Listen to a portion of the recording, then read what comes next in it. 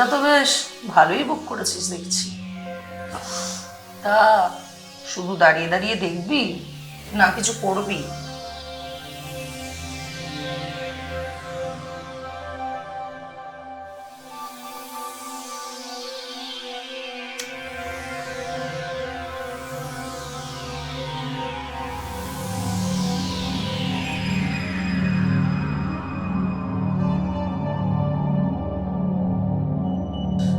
তা এত নার্ভাস কেন? ফার্স্ট টাইম নাকি?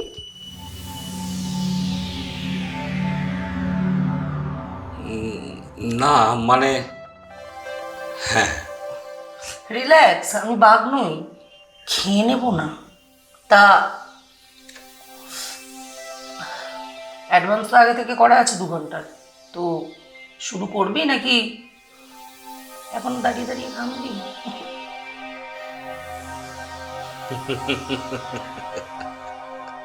এ হ্যালো, আমরা কিন্তু টাইম মাফিক কাজ করি, সময় নষ্ট করলে কিন্তু আমার লস। শোনো, তুমি একটু চা খাবে? চা নিয়ে আসবো? এক্সকিউজ মি, তুমি কি আমাকে এখানে চা খাওয়ার জন্য ডেকেছো? না মানে তুমি একটু বসো, আমি এক্ষুনি নিয়ে আসছি।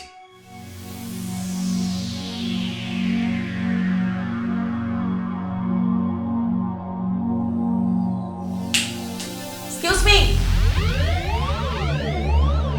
তোর যদি কোনো ফ্যান্টাসি থাকে সেটা আমি আগেই বলে দিতে পারতিস। আমার এসব ন্যাকাপানা না একদম সহ্য হয় না। তোমার নাম রিয়া, তাই না? হ্যাঁ, এই লাইনে সবাই আমাকে রিয়া নামেই চেনে। আচ্ছা, এই লাইনে কেন এলে? আবার সেই এক স্ক্রিপ্ট, এক নাটক। তুমি আর খুব সুন্দর দেখতে, তুমি এই লাইনে কেন? ভালো কিছু করে খেতে পারতে। দেখো, আমার বাবা প্যারালাইসিস আর মার ক্যান্সার। ছোট ভাইয়ের স্কুলের ফিসও দিতে হয় আমাকে, এই জন্য আমি এখানে আছি। হ্যাপি? আমি যেটুকু জানি, আজ থেকে 10 বছর আগে তোমার বাবা হার্ট অ্যাটাকে মারা গেছে, আর মা মা অন্য কারোর সঙ্গে চলে গেছে। আর তোমার তো কোনো ভাই নেই। তুমি তুমি এসব জানলে কি করে? তুমি কি পুলিশ?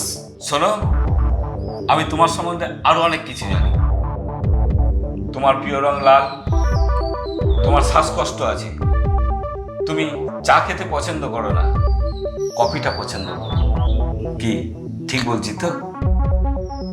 আমার না শরীরটা খুব খারাপ লাগছে।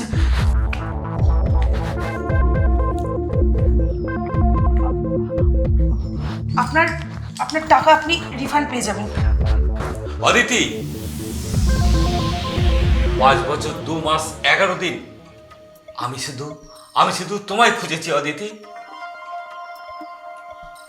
মুখটা আমার চেনা চেনা লাগছে। রাহুল দা, তুমি এখানে কিভাবে? তুমি তো পুনেতে ছিলে। যখন তুমি হোটেলে কাজটা ছেড়ে দিলে, আমিও ম্যানেজার পোস্টটা ছেড়ে চলে এলাম। তোমার খোঁজে তোমার বাড়িতেও গেছিলাম, গিয়ে শুনলাম তোমার বাবার মৃত্যু হয়েছে, আর সমস্ত সম্পত্তি তোমার কাকা ভোগ করছে, আর তোমাকেও বাড়ি থেকে তাড়িয়ে দিয়েছে। এতগুলো ঘটনা ঘটে গেছে, একবার তুমি আমাকে জানানোর প্রয়োজন মনে করলে না? কি জানাতাম রাহুল দা, তখন তুমি তো আমার পুনেতে কেরিয়ার করছিলে, আর আমি অসহায়ের মতো রাস্তার এগুলি ওগুলি ঘুরে বেড়াচ্ছি। একটু খাবার, একটু ছাদের আশ্রয়ের জন্য নিজের অসহায়তার এই অবস্থাটা তোমাকে জানাতাম বলো? পারিনি, আমি পারিনি। এই শহরে কাটা গলিগুলো আমাকে গিলে খেলো, আমাকে বাধ্য করলো কলকাতা রিয়া হতে। তুমি তুমি হার মেনে নিলে অদিতি। এই শহরের অলিতে গলিতে আমি তোমাকে কত খুঁজেছি, তুমি একটাবার আমাকে ফোন করতে পারলে না। আজ থেকে 1 মাস আগে এক ঝলক তোমার ছবি আমি একটা ওয়েবসাইটে দেখতে পাই। তারপর থেকে এই আজকের দিনটা আমি অপেক্ষা করছিলাম। রাহুলদা, তুমি এতদিন ধরে আমায় খুঁজেছো কেন? আমার অপেক্ষাও বা করেছো কেন? আরে পাগলি, তুমি এখনো বুঝতে পারলে না আমি তোমাকে কতটা ভালোবাসি? হ্যাঁ, বুঝতে পারছি যে তোমার সঙ্গে আমার বয়সের ডিফারেন্সটা কতটা, কিন্তু সত্যিকারের ভালোবাসা কখনো বয়স দেখে না। রাহুলদা, রাহুলদা, তুমি আমাকে ভালোবাসো? এসো, কাছে এসো। না রাহুলদা, আমি আর তোমার আগের অতিথি নই। আমি রিয়া। রোজ রাতে নতুন নতুন পুরুষের বিছানা গরম করতে যাই। আমার কাছে এসো না, আমার গায়ে দাগ লেগে গেছে। দাগ? দাগ তোমার গায়ে লাগেনি অদিতি, দাগ লেগেছে এই সমাজের মুখে, যারা তোমাকে এই নোংরা পথে নিয়ে গেছে। তুমি আমার অদিতি, তুমি রিয়া নয়। তুমি আমার সাথে চলো, চলো অদিতি। কোথায় যাবো?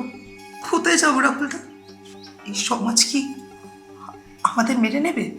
যে সমাজ একটা মেয়েকে একা পেয়ে নরকের পথে ঠেলে দিয়েছে, সেই সমাজের সার্টিফিকেট আমার দরকার নেই। আমি তোমাকে নিতে এসেছি, তুমি আমার সাথে চলো অদিতি। রাহুলদা,